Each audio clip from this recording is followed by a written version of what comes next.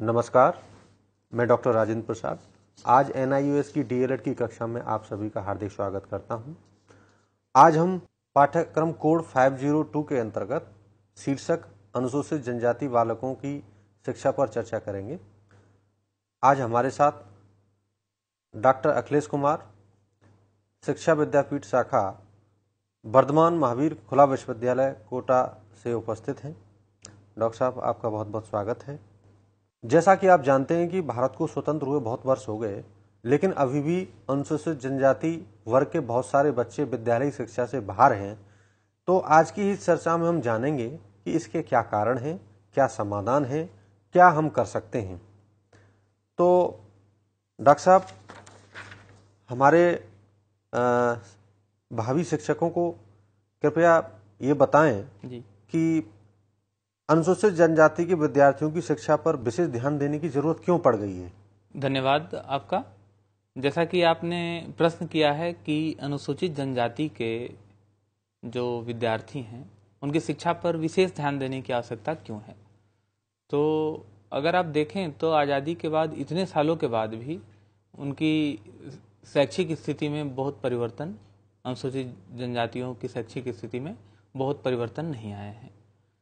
पर इस चर्चा पर जाने से पहले हम संविधान में वर्णित अनुसूचित जनजाति की परिभाषा पर चर्चा कर लें कि भारतीय संविधान का जो अनुच्छेद 366(24) है उसमें अनुसूचित जनजाति की परिभाषा दी गई है। उसके अनुसार अनुसूचित जनजाति का तात्पर्य उन जातियों, रेस अथवा जनजातियों अथवा उन जातियों, रेस, जनजातियों के एक भाग या उसके अंदर के उस समूह से है जो इस संविधान के उद्देश्य से अनुच्छेद 341 में अनुसूचित जनजातियां मानी गई हैं। ये हमारा संविधान परिभाषित करता है अनुसूचित जनजाति को। अगर हम लोकुर समिति की बात करें, लोकुर समिति 1965 में बनाई गई थी। तो लोकुर समिति ने बड़े अच्छे से अनुसूचित जनजाति को परिभाषित करने का प्रयास किया है।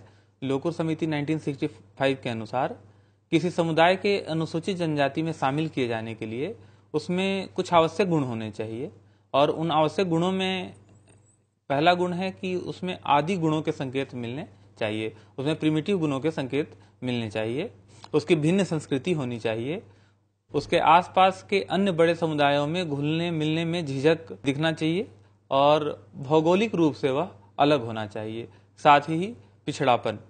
तो ये जो लोकुर समिति ने बताया कि कौन कौन से आवश्यक गुण होने चाहिए, 5 गुणों के आधार पर लोकुर समिति ने बताया कि किसी जाति को जनजाति में रखा जा सकता है। पहला आदि गुणों का संकेत, दूसरा भिन्न संस्कृति, तीसरा आसपास के अन्य बड़े समुदायों से घुलने मिलने में झिझक, चौथा भौगोलिक रूप से अलग, और पांचवा पिछड़ापन। अगर हम जनगणना 2011 की बात करें तो जनगणना 2011 के अनुसार भारत में विभिन्न जनजातियों की जनसंख्या कुल 10.43 करोड़ है, जो भारत की कुल जनसंख्या का 8.6%, माने लगभग भारत की जनसंख्या का 10% जो है वो जनजातियों की जनसंख्या है। और बड़ा दिलचस्प पहलू ये है कि संपूर्ण जनजातीय जनसंख्या का लगभग 90% जो है वो गांवों में निवास करता है। और इससे भी दिलचस्प ये जानना होगा कि अनुसूचित जनजातियों की जो भारत में पूरी आबादी है उसकी लगभग आधी जनसंख्या 5 राज्यों मध्य प्रदेश, महाराष्ट्र, उड़ीसा, गुजरात एवं राजस्थान में निवास करती है। साथ ही ये भी जाने कि भारत के 30 राज्यों में लगभग अलग अलग जनजातीय समूह 705 हैं। भारतीय संविधान के अनुसार भारत सरकार ने 6 से 14 वर्ष के सभी बालक बालिकाओं को निःशुल्क एवं अनिवार्य शिक्षा प्रदान करने की प्रतिबद्धता जाहिर की है, और इस हेतु राष्ट्रीय स्तर पर लगातार बहुत सारे प्रयास किए जा रहे हैं। जैसे आप देखें कि कई प्राथमिक विद्यालय खोले गए, मध्याह्न भोजन योजना लागू की गई जो अभी तक चल रही है और बहुत सफल योजनाओं में से एक है।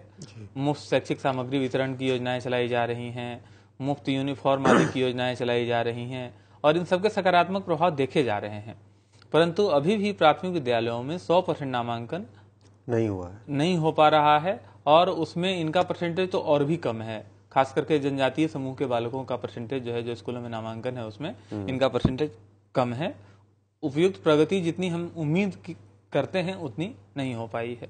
अब आते हैं कि कौन कौन से ऐसे मुद्दे हैं, कौन कौन सी ऐसी कारण है जिसके कारण ऐसे कारक हैं जिनके चलते अनुसूचित जनजाति के बालकों की शैक्षिक स्थिति अभी तक बहुत अच्छी नहीं हो पाई है। उसमें पहला तो है कि अनुसूचित जनजाति के जनसंख्या में अभी भी साक्षरता दर कम है। दूसरा, स्कूलों में उनका नामांकन कम हो पा रहा है, और अगर नामांकन होता भी है तो अक्सर वो ड्रॉप आउट कर जाते हैं। बहुत हाई ड्रॉप आउट रेट है अनुसूचित जनजाति के बच्चों में स्कूल में जाने के बाद, नामांकन के बाद।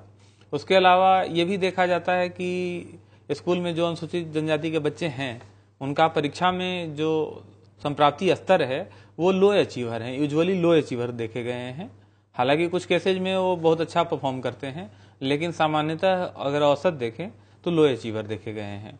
एक और इशू जो है वो है असफलता का अनुभव, कि स्कूल में जाने के बाद बच्चे जो है अनुभव करते हैं कि वो असफल हैं, वो सफल नहीं हो पाएंगे, और इस डर से कई बार ड्रॉप आउट हो जाते हैं। साथ ही अनुसूचित जनजाति के बच्चों में निम्न आत्म छवि, लो लेवल का सेल्फ आइडेंटिटी देखा गया है। और साथ ही जनजातीय बालिकाओं की शिक्षा की अगर बात करें तब तो स्थिति बहुत ही दयनीय है। उनमें लिटरेसी रेट भी बहुत कम है, जनजातीय बालिकाओं में लिटरेसी रेट भी बहुत न्यून है। आपने बताया कि इनके पिछड़ेपन के बहुत सारे कारण हैं। जी। लेकिन हमारे देश के सामने सबसे बड़ी चुनौती ये है जी कि वर्तमान समय में इनकी शिक्षक उन्नति कैसे की जाए, कैसे उनको अधिक एजुकेटेड किया जाए, मेन धारा से जोड़ा जाए। कृपया उसके बारे में थोड़ा आप हमें बताइए। इस पे आने से पहले अभी हमने मुद्दों की चर्चा की थी सर। उसके बाद अगर कारणों में देखें तो सबसे पहला कारण, सबसे बड़ा कारण जो है वो तो गरीबी है, कि अनुसूचित जनजातियों में गरीबी बहुत ही प्रिवेलेंट है, बहुत ज्यादा गरीबी है। और इस गरीबी की वजह से वो विद्यालय बच्चे जा नहीं पाते, कुछ न कुछ अपनी आजीविका के लिए, अर्न करने के लिए चले जाते हैं और विद्यालय नहीं जा पाते। इसके अलावा जो दूसरा है वो है इनका सामाजिक विलगाव। अधिकतर ये देखा गया है कि ये जो जनजाति समूह के लोग हैं ये सामान्य सोसाइटी में घुलना मिलना नहीं चाहते, उससे दूर रहना चाहते हैं। उनकी संस्कृति भी अलग है, उनकी अपनी भाषा भी अलग है। बिल्कुल। तीसरा जो महत्वपूर्ण कारण है वो है भाषा संबंधी समस्या, कि अधिकांश जनजातियों की अपनी अलग भाषा है और वो अपने उस भाषाई समूह से अलग होना नहीं चाहते हैं कभी भी। और इस वजह से समस्या आती है कि विद्यालय में भी जाते हैं तो उनकी भाषा में अगर शिक्षण नहीं हो पा रहा है तो वो वहां से ड्रॉप आउट कर जाते हैं। साथ ही सामाजिक वियोजन, समाज से तो एक दूरी है ही है। शिक्षक एवं शिक्षक प्रशिक्षण की अनुपयुक्तता भी जो है वो एक बड़ा कारण है शैक्षिक पिछड़ेपन का अनुसूचित जनजाति के बालकों का। इसके अलावा एक और कारक जो है पारिवारिक जागरूकता, माता पिता की रुचि का अभाव। चूंकि इससे पहले हमने चर्चा की कि गरीबी है, अब गरीबी है तो माता पिता की रुचि और माता पिता की जागरूकता बच्चों की शिक्षा के प्रति ज्यादा नहीं है, और इस वजह से वो क्या करते हैं, बच्चे को इधर उधर कहीं काम पे भेज दिया, कोई आजीविका के लिए भेज दिया, अदरवाइज पढ़ने में रुचि नहीं लेते तो बच्चे स्कूल नहीं जाते और बच्चे स्कूल से वंचित रह जाते हैं। एक और जो बड़ा कारण है वो ये है कि जहाँ पे इनका जनसंख्या घनत्व है, जहाँ पे किसी एक जनजाति के बहुत सारे लोग रहते हैं, वहाँ पे कई बार विद्यालय उपलब्ध है ही नहीं, विद्यालय सुविधाओं का वहाँ पे अभाव है। और जब विद्यालय सुविधाओं का अभाव है, विद्यालय सुगम्य है नहीं, तो फिर ये विद्यालय कैसे जा सकते हैं, नहीं जा सकते। बिल्कुल सही कहा। उसके अलावा अगर कहीं पे विद्यालय है तो वहाँ शिक्षक पर्याप्त नहीं है। फिर एक और जो बड़ा कारक है, जैसा कि पहले हमने चर्चा किया था कि उनकी अपनी भाषा है। अब ऐसे में जब वो विद्यालय जाते हैं बच्चे तो उनकी मातृभाषा में शिक्षा नहीं दी जाती। यूजुअली क्या देखा गया है हमारे देश में कि या तो राज्य में जो एक्सेप्टेड भाषा है उसमें शिक्षा दी जाती है, या हिंदी और अंग्रेजी इन दोनों भाषा में शिक्षा दी जाती है, या एक क्षेत्रीय भाषा में दी जाती है। लेकिन उनकी जो भाषा है, उनकी जो बोली है वो उसमें भी अलग है। अब जब वो स्कूल जाते हैं तो उनको दूसरी भाषा की समझ नहीं होती है और उनकी भाषा में पढ़ाने वाले शिक्षक वहां पे उपलब्ध नहीं होते हैं, तब समस्या आती है कि उनकी रुचि जो है पढ़ने के प्रति समाप्त हो जाती है।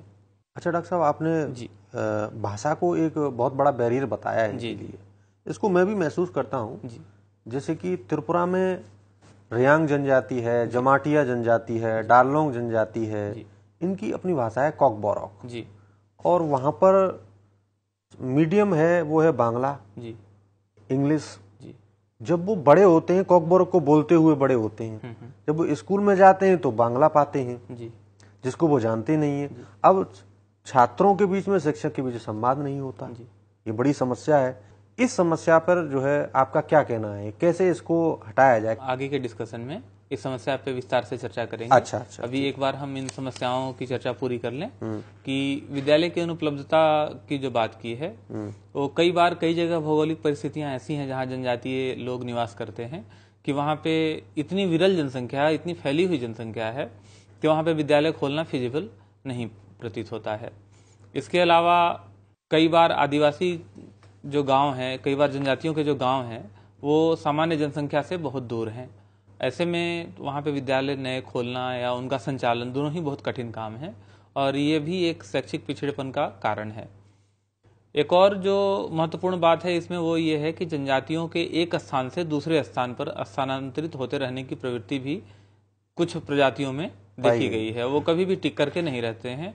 वो कभी आज इस स्थान पे, कल उस स्थान पे, परसों उस स्थान पे, वो अपना जगह चेंज करते रहते हैं आवधिक रूप से। कुछ दिन एक जगह रह लिए, फिर कुछ दिन दूसरी जगह। तो ऐसे में ये भी एक बड़ा कारण है कि अगर मूवमेंट इतना ज़्यादा हो तो बच्चों को विद्यालय सुगम्य कैसे हो सकता है। अगर आप एक जगह विद्यालय खोलते हैं, कुछ दिनों बाद तो वो उठ करके वहाँ से चले जाएंगे। उसके बाद फिर वहाँ कहाँ पे रुकेंगे आपको नहीं पता है। तो ये भी एक कारण है उनके शैक्षिक पिछड़ेपन का।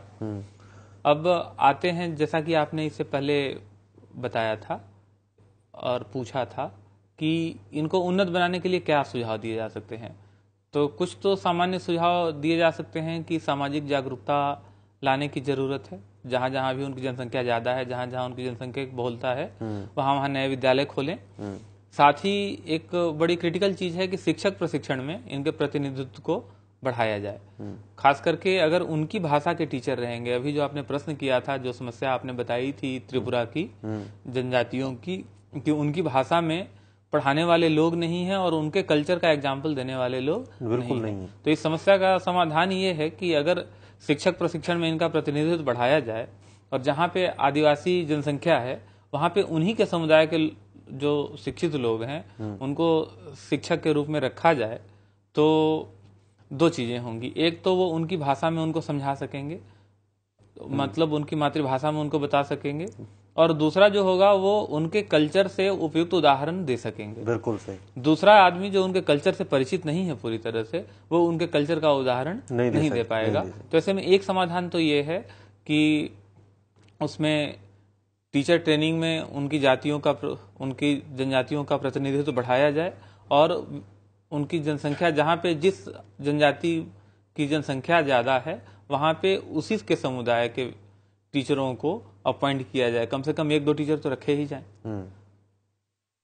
साथ ही जाति आधारित भेदभाव की शिकायतों पर अगर कुछ शिकायतें ऐसी मिलती हैं तो गंभीरता से विचार किया जाए, क्योंकि कई बार वो बुलिंग की वजह से भी छोड़ देते हैं स्कूल जाना। लोग जो है उनको एक अलग नजर से देखते हैं कि इसका संस्कृति अलग है, इसकी भाषा अलग है, इसका सारा चीज अलग है। तो ऐसे में वो कई बार बुलिंग के शिकार हो जाते हैं, असहज महसूस करते हैं और कुछ विद्यार्थियों की वजह से बुलिंग का शिकार हो भी सकते हैं, नहीं भी जरूरी नहीं कि हो जाए, लेकिन होने की संभावना होती है। तो ऐसे में अगर ऐसी कोई शिकायत मिले कि जाति या धर्म आधारित किसी प्रकार का भेदभाव किया गया है तो उस पर गंभीरता से विचार किया जाए।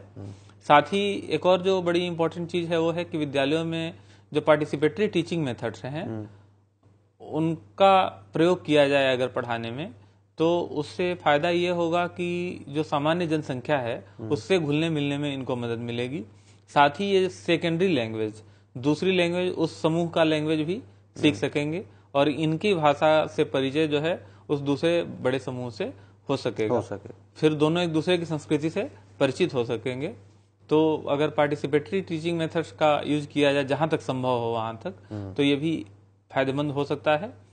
साथ ही जितने भी को करिकुलर एक्टिविटीज होते हैं, शैक्षणिक गतिविधि होते हैं विद्यालय में, उन सब में इनका बराबर का सहभागिता जो है उसको सुनिश्चित किया जाए। सहभागिता के साथ साथ कल्चरल इंटीग्रेशन का मौका मिलेगा और इसका फायदा इनको होगा, ये इनकी झिझक दूर होगी सामान्य जनसंख्या से घुलने मिलने की और वो वहां पे आएंगे। इसके अलावा शिक्षा से जुड़े सभी व्यक्तियों को संवेदनशील बनाने के लिए लघु अवधि पाठ्यक्रम चलाए जा सकते हैं और इन वर्गों के जो मुद्दे हैं उनको शिक्षक प्रशिक्षण के सभी पाठ्यक्रमों में आवश्यक रूप से शामिल किया जा सकता है, तो इनके शैक्षिक स्थिति इंप्रूव हो सकती है। अब आते हैं कि जो हम आज बात कर रहे हैं इसमें एक शिक्षक के रूप में जो विद्यार्थी हैं, जो हम दर्शक हमें देख रहे हैं, एक शिक्षक के रूप में उनकी भूमिका क्या हो सकती है? बहुत महत्वपूर्ण प्रश्न ये है। बहुत महत्वपूर्ण है कि उनकी भूमिका क्या होगी एक शिक्षक के रूप में, ताकि अनुसूचित जनजाति के विद्यार्थियों की शैक्षिक स्थिति में सुधार हो। तो एक शिक्षक के रूप में सबसे पहला काम तो उनको ये करना चाहिए कि उनकी मातृभाषा में शिक्षण का प्रयास करना चाहिए, जितना हो सके। अगर पूरा नहीं हो सके तो भी जहां तक संभव हो वहां तक उनकी मातृभाषा में शिक्षण का प्रयास करना चाहिए। दूसरा, किस जो उनकी शिक्षण अधिगम की प्रक्रिया है उसमें स्थानीय ज्ञान का समावेश करें। समावेश करने का मतलब कि जब भी आप, जैसा कि अभी आप बता रहे थे कि जो भी उदाहरण देते हैं, हाँ, उनकी वो संस्कृति के उनकी नहीं संस्कृति से लें, उनकी भौगोलिक स्थिति से लें, उनकी आसपास की चीजों से लें, तो एक अच्छा मैसेज जाएगा उनको, एक कोहेशन फील होगा और वो विद्यालय में अपनी उनकी रुचि बढ़ेगी, विद्यालय आएंगे, पढ़ने में उनकी रुचि बढ़ेगी और उनको समझ में भी जल्दी आएगा। फॉर एग्जाम्पल, हम में से किसी को भी अगर हमारे आसपास के वातावरण का उदाहरण दिया जाता है तो हम जल्दी सीख पाते हैं और वो ज्ञान ड्यूरेबल होता है, लंबे समय तक चलता है, स्थायी होता है। ऐसा ही जो है इनके साथ भी, कि अगर इनके लोकेलिटी, इनके ज्योग्राफी, इनके वातावरण का उदाहरण देकर आप इनको शिक्षित करने का प्रयास करें तो वो ज्यादा प्रभावी होगा। यही बात कि सामाजिक सांस्कृतिक तत्वों का जो है इनके शिक्षण अधिगम की प्रक्रिया में उपयोग करना चाहिए। जैसे अगर हम को करिकुलर एक्टिविटीज का आयोजन करते हैं मान लीजिए, तो उसमें उनके सामाजिक सांस्कृतिक तत्वों का समावेश भी हमें करना चाहिए, ताकि उनकी रुचि बनी रहे और उनका पार्टिसिपेशन जो है विद्यालय की सभी क्रियाओं में वो बढ़े। इसके अलावा कक्षा अधिगम के दौरान उनके लोक सामग्री, एक चीज और भी बहुत महत्वपूर्ण है कि प्रत्येक आदिवासी समूह का एक स्पेसिफिक कल्चर है जो कि उसके भाषा के साथ बहुत क्लोजली जुड़ी हुई है। जैसे भाषा के साथ जुड़ाव इससे स्पष्ट होता है कि लोक कथाएं कई प्रचलित हैं, कई लोकगीत प्रचलित हैं, लोक कलाएं प्रचलित हैं। तो एक शिक्षक होने के नाते आपको चाहिए कि आप भी, जब भी आप उनको पढ़ा रहे हैं, कुछ सिखा रहे हैं, तो जहां पर भी संभव हो लोक सामग्री का प्रयोग करें, उनको पढ़ाने के लिए, उनको बताने के लिए, उनको समझाने के लिए। जैसे आप लोक कथाओं का प्रयोग कर सकते हैं, जैसे आप लोकगीत का प्रयोग कर सकते हैं, उनकी विभिन्न लोक कलाओं का प्रयोग कर सकते हैं।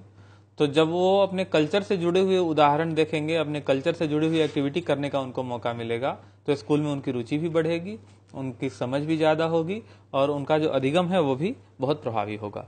आइए एक नजर डालते हैं कि एक समाज के विभिन्न सामाजिक सांस्कृतिक तत्व कौन कौन से हैं। उनमें शामिल है खान पान, वेशभूषा संबंधी आदतें, मूल्य तथा सामाजिक नियम, स्वास्थ्य एवं स्वच्छता संबंधी आदतें, जीवन चक्र, जन्म मृत्यु, धार्मिक विश्वास एवं विभिन्न प्रकार के रीति रिवाज। तो अगर आप अपने शिक्षण में इन समाज के विभिन्न सामाजिक सांस्कृतिक तत्वों को शामिल करते हैं, जो उस आदिवासी समाज के हैं, उस जनजाति समाज के हैं, तो आपका जो शिक्षण है वो प्रभावी होगा और उनके लिए भी लाभप्रद होगा। एक अध्यापक के रूप में आप ये भी कर सकते हैं कि विभिन्न पाठ्य पुस्तकों में उनके सामाजिक सांस्कृतिक ज्ञान को स्थान दें। उनकी मातृभाषा में अगर हो सके तो पाठ्य पुस्तक उपलब्ध कराएं। शिक्षक के रूप में अगर आपको किसी जनजाति विशेष की मातृभाषा का ज्ञान हो तो कोशिश करें कि उसको उसकी भाषा में समझाएं। और शैक्षिक एवं सहशैक्षिक क्रियाकलाप जो है उसमें उस समुदाय की प्रतिभागिता को बढ़ावा दें। जैसे कोई सहशैक्षिक क्रियाकलाप वगैरह आप आयोजित कर रहे हैं तो उनकी संस्कृति के, जनजातियों के संस्कृति के, जनजातियों के समाज की कुछ विभिन्न क्रियाओं को आप उसमें सहशैक्षिक क्रियाकलापों में शामिल कर सकते हैं। जैसे आप अगर कोई गायन प्रतियोगिता का आयोजन कर रहे हैं मान लीजिए, तो उसमें ये छूट दी जा सकती है कि वो अपना लोकगीत सुनाए, न कि जरूरी नहीं है कि ऐसा कोई गीत सुनाए जो कि सबको समझ में आए। जरूरी नहीं है उनको लोकगीत, कोई अगर कला का कंपटीशन आप ऑर्गेनाइज कर रहे हैं तो उनको उनकी कलात्मकता दिखाने का मौका दें जो उनके संस्कृति में प्रिवेलेंट है। इसके अलावा मल्टीलैंग्वेज एजुकेशन जो है वो उनके लिए बहुत प्रभावी विधि साबित हो सकता है। हमारे देश में जैसा कि हमने पहले चर्चा की कि अधिकांश शिक्षा का माध्यम हिंदी, अंग्रेजी या राज्य की भाषा है। ऐसे में विभिन्न जनजातियों के बालकों के लिए बहुभाषी शिक्षण जो है एक बहुत ही सशक्त विकल्प है, जिसके द्वारा बच्चे को उसकी मातृभाषा से द्वितीय भाषा सिखाई जा सकती है। सर्व शिक्षा अभियान के तहत उड़ीसा एवं आंध्र प्रदेश के कुछ हिस्सों में मल्टीलिंगुअल एजुकेशन की बात चल रही है और इसका सफल प्रयोग किया जा चुका है। इसके अलावा बहुभाषी शिक्षण एक भाषा शिक्षण एवं ज्ञानात्मक विकास कार्यक्रम है जो जनजातीय बच्चों को उनकी मातृभाषा का मजबूत आधार प्रदान करता है, उन्हें एकाधिक द्वितीय भाषा का समुचित ज्ञान कराता है और अधिगम हेतु विभिन्न भाषाओं के प्रयोग एवं उनके उपयोग में सक्षम बनाता है। बहुभाषी कक्षा में जो सामग्री आप रख सकते हैं वो रख सकते हैं, बहुभाषी शब्दकोश रख सकते हैं, चित्र कहानी की पुस्तक रख सकते हैं, शब्द पहचान कार्ड या दृश्य शब्द रख सकते हैं जिसको साइट वर्ड कहते हैं। जैसे हम बचपन में बच्चों को सिखाते हैं कि ये एप्पल है, ये सेव है, सेव की फोटो लगाते हैं और नीचे एप्पल लिखा हुआ होता है। ऐसे ही हम उसकी भाषा में और दूसरी कॉमन भाषा जो है उनको तुलना करता हुआ शब्द पहचान कार्ड या दृश्य शब्द जो है उसके फ्लैश कार्ड्स बना करके उनको सिखा सकते हैं, ताकि वो अपनी मातृभाषा से धीरे धीरे दूसरी भाषा पर शिफ्ट हों। इसके अलावा टोटल फिजिकल रिस्पॉन्स या टीपीआर का प्रयोग कर सकते हैं। टीपीआर का मतलब कई बार ऐसा होता है जैसे हम कहते हैं इधर आओ उधर जाओ, छोटे छोटे शब्द यूज करते हैं किसी भाषा विशेष का, और इसके माध्यम से हम भाषा सिखाते हैं। तो ऐसे ही एक तो शिक्षक उनकी भाषा सीख के उनको कम्युनिकेट कर सकता है और दूसरा शिक्षक इतनी छोटे छोटे शब्द जो है दूसरी भाषा के उनको सिखा करके धीरे धीरे उनको उनके फर्स्ट लैंग्वेज से सेकंड लैंग्वेज पे ला सकता है। बहुत सही कहा आपने। तो आज की कक्षा में देखा कि स्वतंत्रता प्राप्ति के 70 वर्षों बाद भी जनजातीय बच्चों की शिक्षा में अपेक्षित प्रगति नहीं हो पाई है, जिसके कारणों में जनजाति बहुल इलाकों में विद्यालयों का सुगम्य न होना, उनकी मातृभाषा में शिक्षण न होना, जनजातियों की सामाजिक विलगाव की प्रकृति, ये सारे हैं। इसे उन्नत बनाने के लिए एक प्राथमिक शिक्षक के रूप में आप उन्हें उनकी मातृभाषा में सिखाने पर जोर दें, शिक्षण के दौरान उनके सामाजिक सांस्कृतिक संदर्भों का ध्यान रखें और बहुभाषी शिक्षण को बढ़ावा दें। आज की कक्षा में सीखा कि अनुसूचित जनजाति के बच्चों के एजुकेशन के फील्ड में पिछड़ने के कारण क्या हैं और इनको कैसे विद्यालय के अंदर लाया जा सकता है और इनकी क्या क्या समस्याएं हैं और एक शिक्षक का इसमें क्या योगदान है, हमारा समाज क्या कर सकता है, हम क्या कर सकते हैं। डॉक्टर साहब, निश्चित रूप से हमारे जो शिक्षक हैं आपके इस वक्तव्य से बहुत लाभान्वित होंगे। हम आपके बहुत आभारी हैं। आपने हमें मूल्यवान समय दिया और मूल्यवान वस्तु से आपने परिचय कराया। आपका बहुत बहुत धन्यवाद। धन्यवाद सर, और आप सभी विद्यार्थियों को अभिवादन।